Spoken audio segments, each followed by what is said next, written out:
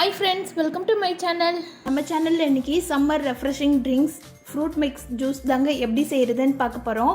இது வந்து road side கடையில் எல்லாம் விற்குள்ள அந்த ஃப்ரூட் மிக்ஸ் தான் இன்றைக்கி நம்ம வீட்லேயே ரொம்பவே டேஸ்ட்டாக சூப்பராக செய்ய போகிறோம். வாங்க இதை எப்படி செய்கிறதுன்னு பார்க்கலாம். இதுக்கு வந்து ரொம்ப முக்கியமான ஒரு பொருள் வந்து கனிஞ்சு போன வாழைப்பழம் தாங்க. ஆமாங்க, நம்ம எல்லார் வீட்லேயுமே வாழைப்பழம் இருக்கும். அது காஞ்சிச்சுன்னு சொல்லிட்டு கீழே தூக்கி போட்டுடுவோம். அதை வச்சு தான் இன்றைக்கி நம்ம இந்த ஃப்ரூட் மிக்ஸ் வந்து ரெடி பண்ண போகிறோம். கடையிலையுமே இந்த மாதிரி ரொம்ப கனிஞ்ச வாழைப்பழத்தை வாங்கி வச்சு தான் யூஸ் பண்ணுவாங்க. இதுதான் இதுக்கு நல்லாவே டேஸ்ட்டு கொடுக்கும். இந்த வாழைப்பழ தோல் தான் கருப்பாக இருக்கும், உள்ளே இருக்கிற பழம் வந்து காஞ்சி போகாது, நல்லா ஃப்ரெஷ்ஷாகவே இருக்கும். பாருங்கள் இந்த மாதிரி எவ்வளோ ஃப்ரெஷ்ஷாக இருக்குன்னு சொல்லிட்டு. இதில் மேலே இருக்கிற அந்த காம்பு பகுதியில் மட்டும் லைட்டாக கருப்படிச்சிருக்கும். அதை மட்டும் பிச்சிடுங்க. பிச்சுட்டு இந்த வாழைப்பழத்தை எல்லாத்தையும் இந்த மாதிரி பீல் ஆஃப் பண்ணிக்கலாம். பீல் ஆஃப் பண்ணிவிட்டு குட்டி குட்டி பீஸாக நறுக்கி வச்சுக்கோங்க. இதில் ஒரு சில நேரம் ஒரு சைடு மட்டும் ட்ரையாக கோடாக இருக்கும். அதெல்லாத்தையும் கூட ரிமூவ் பண்ணிவிட்டு நீங்கள் மித்த நல்ல வாழைப்பழத்தெல்லாம் எடுத்து தனியாக வச்சுக்கலாம். அதெல்லாத்தையும் இந்த மாதிரி குட்டி குட்டி பீஸாக நறுக்கி வச்சுக்கலாம். இதுக்கு மெயினாக இந்த ஜூஸ்க்கு டேஸ்ட் கொடுக்குறதே இந்த வாழைப்பழம் தாங்க. அதனால் கண்டிப்பாக கனிஞ்ச வாழைப்பழமாக எடுத்துக்கோங்க. இதெல்லாத்தையும் இந்த மாதிரி குட்டி குட்டியாக நறுக்கி வச்சுட்டு இதை வந்து இந்த மாதிரி ஒரு கரண்டி வச்சு நல்லா மேஷ் பண்ணிக்கோங்க. இதை வந்து கண்டிப்பாக மிக்ஸி ஜாரில் போடாதீங்க. மிக்ஸி ஜாரில் போட்டிங்கன்னா வாழைப்பழம் போட்ட உடனே ஒரு மாதிரி கருப்பு கலரில் ஆகிடும். அதனால் மிக்ஸி ஜாரில் போடாமல் இந்த மாதிரி கையிலேயே நல்லா மசிச்சு விட்டுக்கோங்க. ஒரு கரண்டி வச்சு லைட்டாக அழுத்தம் கொடுத்து மசிச்சிங்கனாலே நல்லாவே மசிஞ்சிரும். ஏன்னா இது ஆல்ரெடி கனிஞ்ச பழம்னால லைட்டாக அழுத்தினாலே போதுங்க, நல்லாவே மசிஞ்சிரும். இதெல்லாத்தையும் இந்த மாதிரி நல்லா மசிச்சு வச்சுக்கலாம்.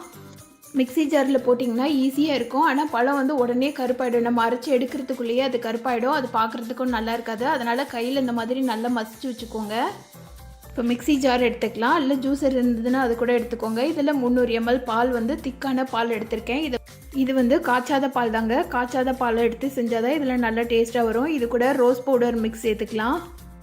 ரோஸ் மில்க் மிக்ஸ் வந்து எல்லா கடையிலையுமே கிடைக்கும், சூப்பர் மார்க்கெட்லலாம் கிடைக்கும். அங்கே கேட்டிங்கனாலே வாங்கிக்கலாம். ஒரு டப்பா வந்து 40 ரூபாயோ 45 ரூபாயோ தான். இதில் வந்து ஒரு 3 ஸ்பூன் அளவு சேர்த்துக்கலாம். இது சேர்த்தோன்னே கலர் வந்து அந்தளவுக்கு கொடுக்காதுங்க.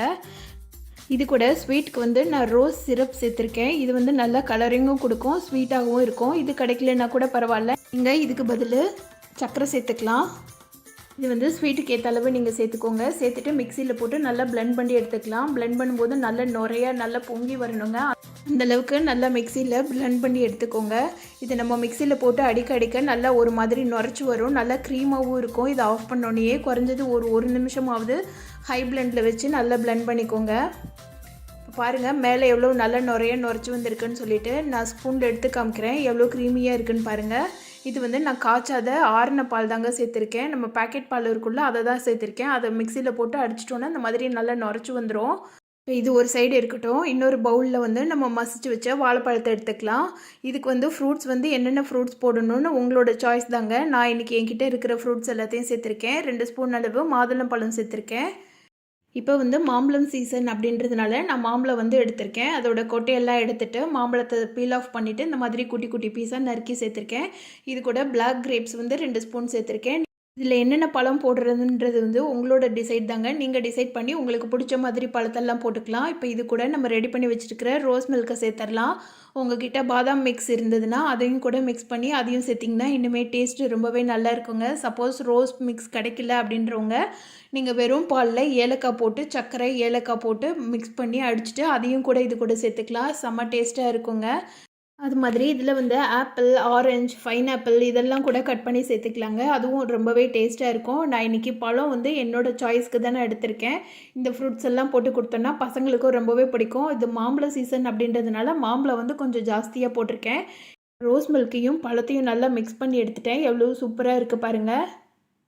இது வந்து சம்மருக்கு வந்து வெயிலில் போயிட்டு பசங்க ஸ்கூலுக்கு போயிட்டு வரும்போதுமே சரி, வெளியில் போயிட்டு வரும்போதுமே சரி இந்த மாதிரி ரெடி பண்ணி வச்சுக்கிட்டோன்னா கொஞ்சமாக ஐஸ் க்யூப்ஸ் சேர்த்து நம்ம சர்வ் பண்ணும்போது சூப்பரான டேஸ்ட்டில் ரொம்ப ஹெல்த்தியான ஒரு ரெஃப்ரெஷிங் ட்ரிங்காக தாங்க இது இருக்கும்.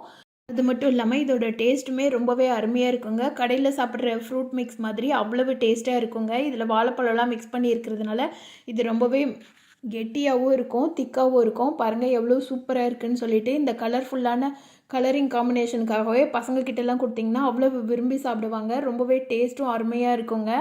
இந்த டேஸ்ட்டான சம்மர் ரெஃப்ரெஷிங் ட்ரிங்கை நீங்களும் உங்கள் வீட்டில் கண்டிப்பாக செய்து பாருங்கள். செய்து பார்த்துட்டு எப்படி இருந்துச்சுன்னு எனக்கு கமெண்ட் பண்ணுங்கள்.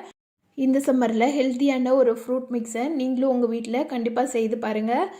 இந்த ஃப்ரூட் மிக்ஸ் ரெசிபி உங்களுக்கு பிடிச்சிருந்ததுன்னா இந்த வீடியோவுக்கு மறக்காமல் உங்கள் லைக்கை போட்டு சேனலை சப்ஸ்கிரைப் பண்ணாத ஃப்ரெண்ட்ஸ் எல்லாம் சேனலை சப்ஸ்கிரைப் பண்ணிக்கோங்க. தொடர்ந்து நம்ம சேனலுக்கு சப்போர்ட் பண்ணுங்கள்.